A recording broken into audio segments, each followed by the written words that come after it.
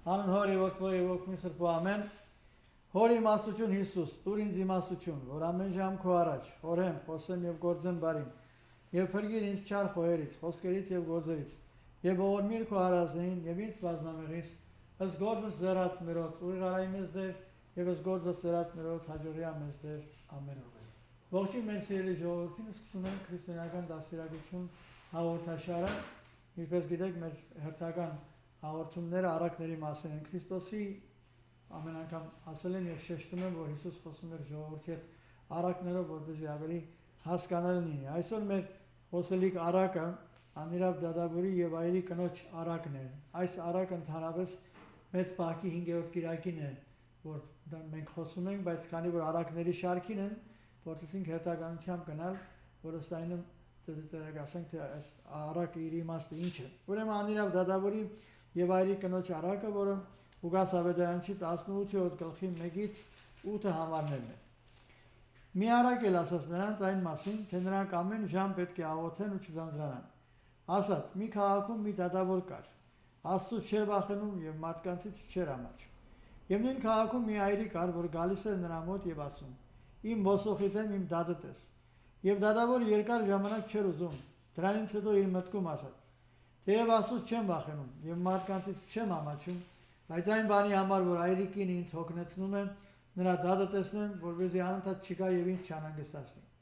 Եվ Տերն ասաց. լսեցեք, թե ինչ էր ասում անիրավ դադավորը։ Իսկ Աստված արդարություն չի անի իր այն ծառաներին, որոնք գիշեր եւ ցերեկ աղաղակում են, եւ նրանց հանդեպ միայն համբերատար կլինի։ Այո, ասում եմ ձեզ, նրանց իսկույն արդարություն կանի։ Իսկ երբ մարդու որդին գա արդյոք երկրի վրա հավատ կգտնի։ Այս է Ուգաս Ավետարանչի 18-րդ գլխի 1-ից 8 համարներում անիրավ դադաբերի եւ այրի կնոջ առակը։ Հիմա փորձենք ձեզի բացատրել, թե ինչ էր այս առակի իմաստը։ Դրանպես դեր մեզ մի քանի առակ ունած եւ ըստ այդմ երևի առակների այս ամբողջ շարքը, որ գրեթե 40-ի մոտ էր կամբողջացնենք։ Անիրավ դադավորի այս առակն էլ բացառիկ առակ, ինչպես որ ասացիք, արդեն մեր պահքի շրջանում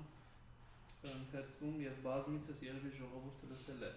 հոգեվորականների շուրթերից այս առակի մեկնությունը կամ այս առակի վերաբերյալ քարոզներ, բայց մեր ծրագիրը մի քիչ տարբերվում է այն առումով, որ մենք ընդհանրապես փորձում ենք շատ ավելի խորքային դիտել, այսինքն թերևս նույնիսկ մեկ-մեկ բառ ենք դիտում առակը եւ փորձում ենք վերհանել այն խոր մտքերը, որոնք որ առակի մեջ կան։ Այսինքն Հիսուս ընդհանրապես իր առաքյալներին սովորեցրեց աղոթքի կարևորությունը, բայց այս առակի մեջ ոչ միայն Հիսուս շեշտում է աղոթքի կարևորությունը, այլ նաեւ անձանձրույթ աղոթքի կարևորությունը, որովհետեւ երբեմն մարդիկ ասում են, որ մենք աղոթում ենք, ոչ մի բանի չենք հասնում։ Ես իրենց ասում եմ, այս առակը կարդացեք եւ տեսեք, որ Հիսուս այրի կինը անձանձրույթ առանց հոգնելու ինքը իր դադի համար թիմեց, անդադ դուրը ծեծելով։ Եթե 1-2 անգամ դուրը բացենք, 1-2 անգամ աղոթքով Աստծուն պիտի խնդրենք եւ սպասենք, որ 2-3 անգամով ինքը մեզ օգնի։ Չգիտեք, Աստված երբ պիտի օգնի ձեզ։ Օր չկա, ինքը վերևից չի ասում, ես ինչ որ ձեզ պիտի օգնեմ։ Այլ ինքը ասում է, ուզում է փորձել ձեզ նայել, որ արդյոք դուք շարունակական ձեր աղոթքը, ձեր խնդրանքը պիտի իրեն դիմեք։ Հետաքրքիր է, երբ որ ավետարանի բառն եք ընթերցում, այստեղ անձանձրույթի հետ մեկտեղ նաև ավետարանը այլ բառ է օգտագործում, ասում է մի առակ էլ նրանց ասեց այն մասին, թե նրանք ամեն ժամ պետք է աղոթեն չձանձրանան։ Ուրեմն այստեղ նաև այս ամեն ժամ հասկացողությունը ինքնին նաև շատ կարևոր մի հատկանիշ է, որ մենք օրինակի համար մտածում ենք թերևս օրվա որևիցե մի բայ առավոտյան, երեկոյան կամ թերևս ցերեկը կամ ճաշից առաջ աղոթելու, բայց Քրիստոս այս առակը նաև պատմում էր ասելու համար, որ աղոթքի համար ժամ չկա եւ նախընտրելի ամեն ժամ։ Այսինքն սա նաև չի նշանակում, որ հենց ժամը տվեց, ասենք որոշ կրոնների նման, պիտի ամեն ինչ թողնեմ աղոթեմ, այլ աղոթք նշանակում է կա խոսակցություն Աստծո հետ։ Այսինքն երբ որ կարող ես ասել օրինակի համար, Փառք ես Աստված, շնորհակալ եմ քեզանից, սա աղոթքի մի տեսակ է։ Այսինքն դա կարող ես ամեն ժամ էլ ասել։ Եվ որ ասենք թե բարոյի որ նեղության մեջ լինես։ Երբ մարդը ասենք ասենք մեքենա է քշում, եւ մի հատ հանգարցակի մեկը դեմը կտրում է, ուսուցում են նոր ժամանակ ասել խաչ անել կամ աղոթել, հիշում է որ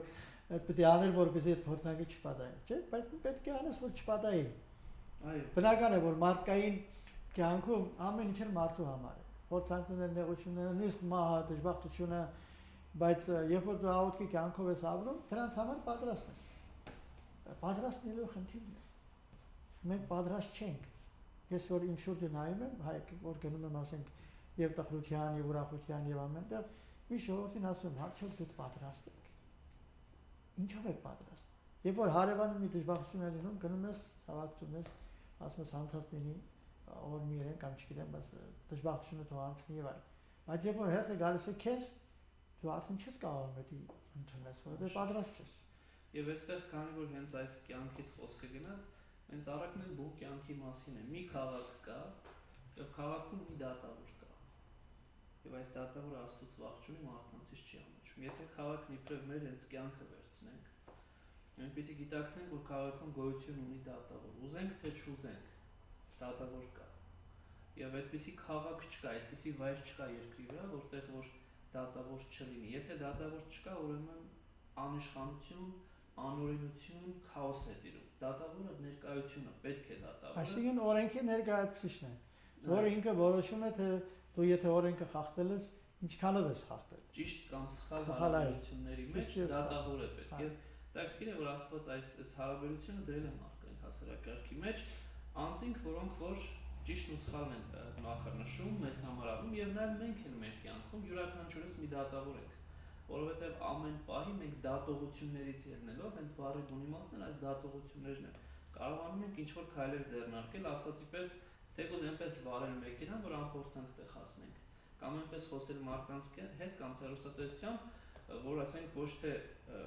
վիրավորենք, տեղացնենք, այլ կառուցենք, շահենք եւ դեպի եկեղեցի բերենք։ Եվ այս դատավորի հարկացողությունը շատ կարևոր է, բայց գաղտնիքն էստեղ է, որ եթե դատավորը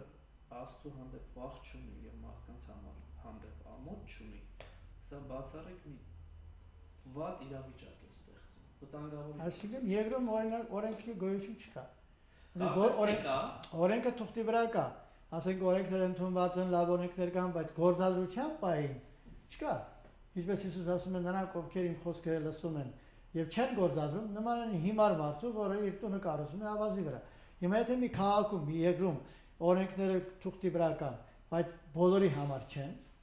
հատուկ մարդկանց համար են կամ պարզ սովորական մարդու համար են, օրինակ համար եթե վերցնենք, հիմա ես չեմ ուզում մեր երկիրը վերցնեմ կամ այդ ուրիշ երկրներ կան, արաբական երկրներում են օրենքը թուղթի վրա է, բայց երբ որ նայում ես մարդը իր ուզածը անում է, իր համար գոյություն չունի, դատավորը կամ դատավորը ինքը ինչ ուզում անում է, որովհետև ինքը վերին իշխանության կողմից երաշխավորված է, վախ չունի։ Այսինքն ոչ միայն մարդկանցից չի ամաչում, վախ էլ չունի, Աստծուց էլ վախ չունի։ Եվ որ ասես համար դու Աստծուց չես վախենում, մեկին որ մի սխալ բան անում, Աստված ով է որ ինձ համար։ Այսինքն նրա մեջ այն հասկացողությունը չկա, որ ինչ որ մեկից պիտի վախենա ինքը։ Հիմա այս պարագային խոսքը եսնենք առարկայական վերցնենք, քաղաքում դատավոր կար, դատավոր օրենքի պաշտպանն էր։ Եվ այս կինը ում պիտի դիմեր։ Առաջին հերթին օրենքի պաշտպանին։ Եվ այդ օրենքի պաշտպանը երբ որ տեսավ նրա մոտ փող չկա, դե այրիկինը փող որտեղ է խեղճին, որ չի կարող իրեն կաշառել, եւ ասաց ինչի՞ պիտի անեմ քո գործը, որ մեկը ոչ Աստծուց եմ վախենում, ոչ էլ մարդկանց եմ ամաչում։ Գիտեք, այստեղ պահեն տեղը, որ անկախ հասարակության ու երկրի, բացի այն, որ կան օրենքներ, որոնք աստվածատուր են, գոյություն ունի նաեւ բարոյականության հասկացողություն։ Եվ բարոյականություն հասկացողությունը նորից հիմնված է Աստծո վրա, եւ նաեւ սրա շարունակությունն էլ իմաստություն է։ Դրա համար առակացի մեջ հենց առաջի գլխի մեջ 7-րդ համարում ասում է իմաստության սկիզբը Տիրոջ երկյուղն է։ Այն անձինք, ովքեր որ Տիրոջ հանդեպ երկյուղ չունեն, չեն կարող իմաստուն լինել, որտեղ իմաստությունը խելք չէ, իմաստությունը աստվածային մեծագույն շնորհն է, որը որ Աստծո պարգև է։ Այսինքն երկյուղը վախը չի։ Մի տեսակ կարելի ասենք ավելի հարգանք, ավելի մոտեցում, որ զգաս որ մեկը կա, որը ինչպես ժամանակին մենք երբ որ մեծը ներս էր մտնում, մենք նստած էինք լինում, ոտքի էինք անում, նշում եմ մայրս ասում էր գնա ձեռքը համբուրի։ Նա ոչ հոգևորական էր, ոչ էլ մի բան էր, որ նա ձեռքը համբուրի, բայց հարգանքի նշան էր։ Այսինքն պատկերացրու սովորական պարզ մարդու մենք մոդենում ենք, ձեռքն ենք համբուրում իբրև հարգանքի նշան, մեծ տարիքով մեզանից, ուրեմն պատկերացրու որ ասենք գերագույն ծնողին, գերագույն դատավորին ինչպես պիտի մոդենաս։ Եվ եթե մենք իբրև դատավոր, իբրև անձ չունենք այս երկու Աստծո հանդեպ, կամ իբրև հասարակություն մեր դատավորներ չունեն, մեր դատավորները չունեն երկու Աստծո հանդեպ, այս հասարակությունը անբարո այսինքն ոչ ճիշտ ընթացքով է շարժվում։ Կարծես թե օրենքը կա, բայց քանի որ օրենքը կիրառողը անբարո կյանքով է ապրում, անձնական շահերից տրտված է ապրում, որի պայմանը Աստված ինքն էր, որ պիտի փոխեր, բայց քանի որ Աստծո երկրորդ չկա, այստեղ ամենավատ վիճակն է կատարում եւ նաեւ այստեղ հասարակությունից է շատ բաներ կախված։ Եթե հասարակությունը իր դատավորներին կամ իր իշխանավորներին տեսնում է միայն նյութական բավարարվածության ու ոչ բավարարվածության մեջ, օրինակ շատ հաճախ լսում ես, որ այս մարդը երկիրը լավ կկառավարի, որովհետեւ ինքն արդեն այնքան գումար ունի, որ այն ուրիշի գումարին ահավասիկ չունի։ Աշկեկուշտ է եւ չի կողոպտի։ Շատ քիչ եմ լսում այն տրամադրությունները կամ այն մտքերը, որ այս մարդը աստվածավախ մարդ է։ Եվ այս մարդը, քանի որ աստվածավախ մարդ է եւ Աստծուց վախ ունի, երկյուղ ունի եւ մարդկանցից էլ ամոթ հասկացողություն ունի, բարոյական սկզբունքներ ունի։ Եկեք այս մարդն ընտրենք իբրև մեր դատավոր։ Այսպեսի բան չկա, ուրեմն հասարակությունն էլ իր մեղքի։ Այսինքն առաջին գծի մեջ, առաջին գծի վրա Բասոն պետք է ընդրես այնպեսի մարդուն, որը ոչ միայն ասենք թե գիտելիքներով հարուստ է, այլ նաև հավատքով հարուստ է։ Հոգեկան հարստություն ունի, այո։ Այսինքն միայն եկեղեցի գնալով, որ ասենք երբեմն ղեկավարներ կան եկեղեցի գնում են մոմն վառում, ցույց են տալիս, որ իրենք հավատք ունեն, բայց այնտեղ իրենց գործերը նայում ես հավատքի գործեր չեն։ Իրենք չեն ամաչում իրենց արածից։ Հենց դատավորը ճիշտ այդպիսիներից մեկն էր։ Ինքը ցույց էր տալիս, որ ինքը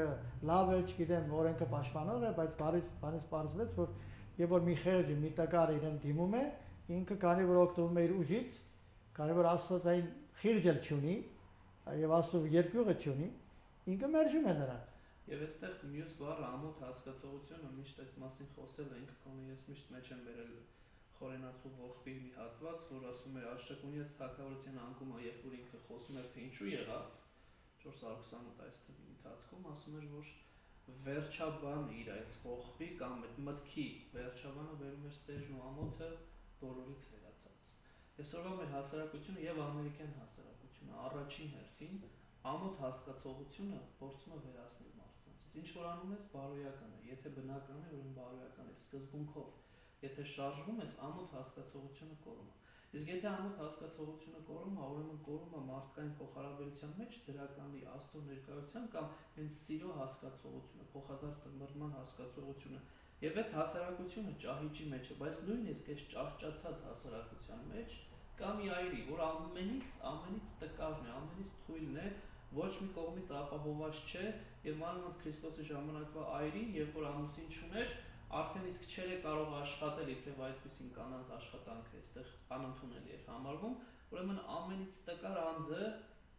կա, որը որ մի զենք ունի։ Այսինքն այն ժամանակ, եթե այս ժամանակ լիներ, այս կինը բավական հարուստ կլիներ, որովհետեւ կառավարությունը ահագին թոշակ կտար իրեն, բայց քանի որ այն ժամանակ այդ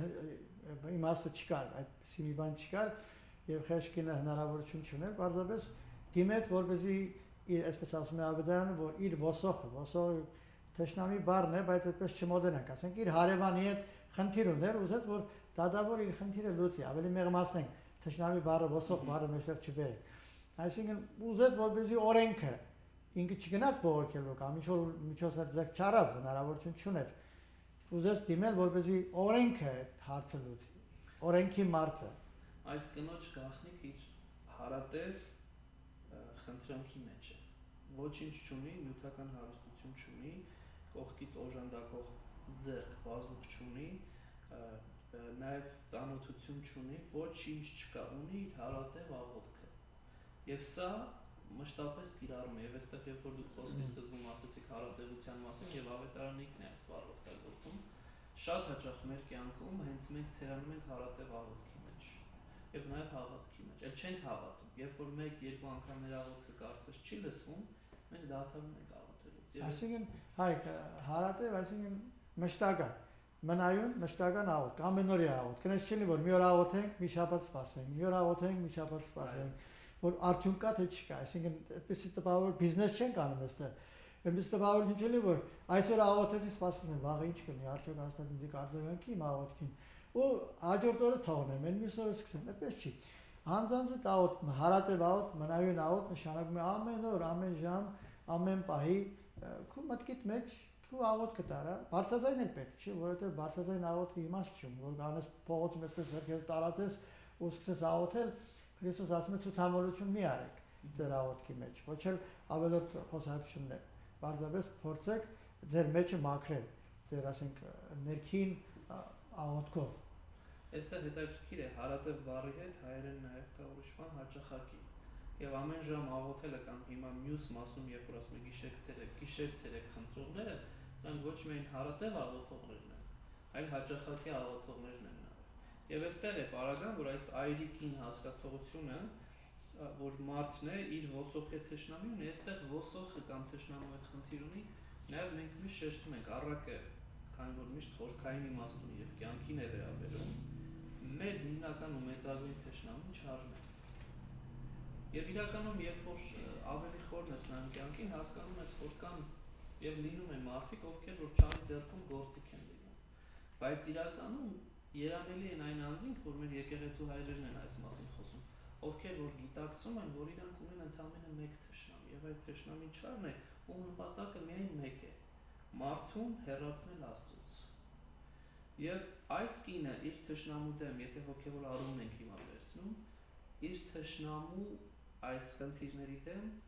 դիմում է Աստծուն խնդրելով, որ օգնի Աստված։ Եվ այստեղ նաև Աստծո ամենազորության հարցը կա, իշխանության հարցը կա, եւ մենք պիտի տեսնենք, թե ինչպես է սա կատարվում։ Եվ այստեղ տեսեք, դատավորը երկար ժամանակ չէր ուզում դրանից հետո իր մտքում ասած։